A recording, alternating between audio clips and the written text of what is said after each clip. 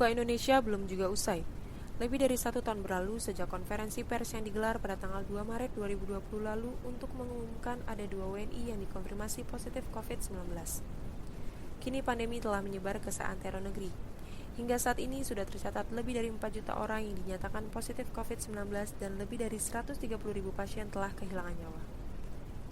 Tingginya kasus COVID-19 di Indonesia yang tak kunjung usai menyebabkan pemerintah membuat berbagai kebijakan dan strategi baru untuk menanggulangi hal tersebut. Salah satu strategi dalam pengendalian COVID-19 adalah dengan pemberian vaksinasi kepada masyarakat. Penyuntikan vaksin dilakukan sebagai upaya aktif pemberian kekebalan sehingga apabila masyarakat terkena COVID-19 tidak mengalami gejala yang parah atau bahkan tidak terdapat gejala sama sekali. Pelaksanaan pemberian vaksinasi sudah dimulai sejak awal tahun 2021. Dimulai dari tenaga kesehatan, lansia, serta pelayan publik. Di tengah situasi gencarnya pemberian vaksin, terdapat beberapa oknum yang dengan sengaja memanfaatkan situasi tersebut untuk keuntungan sepihak. Dilansir dari CNN Indonesia, Menteri Pendayagunaan Aparatur Negara dan Reformasi Birokrasi Cahyokumolo menyesalkan ada oknum aparatur sipil negara yang terlibat penjualan vaksin COVID-19 secara ilegal di Sumatera Utara. Ia berharap pemberian sanksi yang tegas kepada pegawai negeri sipil tersebut dapat memberikan efek jera sehingga tidak terjadi lagi insiden serupa ke depannya.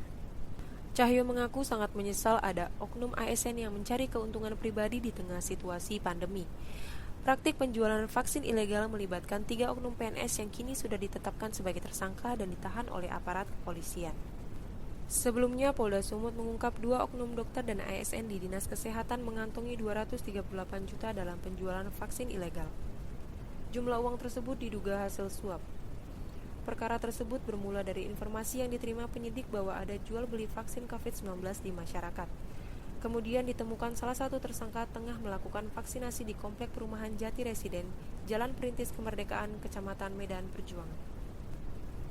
Berdasarkan Undang-Undang Nomor 5 Tahun 2014 tentang ASN dan Peraturan Pemerintah Nomor 11 Tahun 2017 tentang Manajemen PNS, PNS yang melakukan tindak pidana dan terbukti bersalah dapat diberhentikan dengan hormat.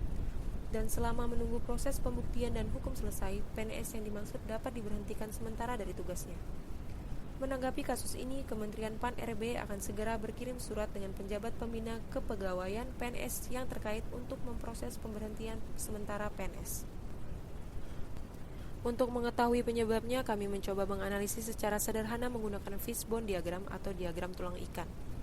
Dalam fishbone diagram, kepala ikan menggambarkan akibat, yaitu praktik kecurangan ASN yang menjual vaksin COVID-19, dan setiap tulang ikan merupakan aspek penyebabnya. Berikut fishbone diagram untuk memetakan masalah dan identifikasi penyebab masalahnya. People, yaitu sifat manusia yang serakah, kurang beriman, dan tidak beretika.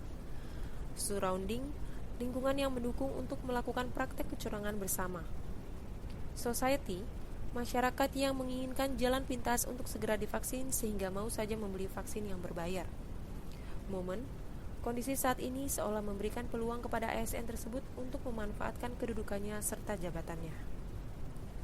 Kasus praktik kecurangan ASN menjual vaksin COVID-19 tersebut dilakukan oleh dokter dan ASN di Dinas Kesehatan Sumatera Utara. Tindakan mereka tentu bertentangan dengan nilai-nilai dasar akuntabilitas, nasionalisme, etika publik, komitmen mutu, dan anti korupsi atau yang disingkat dengan ANEKA. Dari segi akuntabilitas, mereka tidak bertanggung jawab terhadap tugas yang diberikan. Mereka tidak menjunjung tinggi dan mematuhi semua hukum yang berlaku, undang-undang, kontrak, kebijakan, dan peraturan yang berlaku.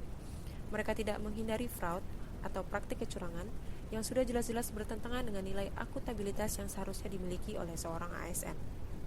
Dari segi nasionalisme, mereka melanggar nilai-nilai Pancasila, yaitu sila pertama karena mereka melakukan kecurangan yang sebenarnya dilarang oleh agama. Sila ketiga karena mereka mengutamakan kepentingan pribadi atau golongan di atas kepentingan umum atau negara. Sila kelima karena mereka telah melakukan kerjasama yang saling membantu dalam kepentingan pribadi atau golongan.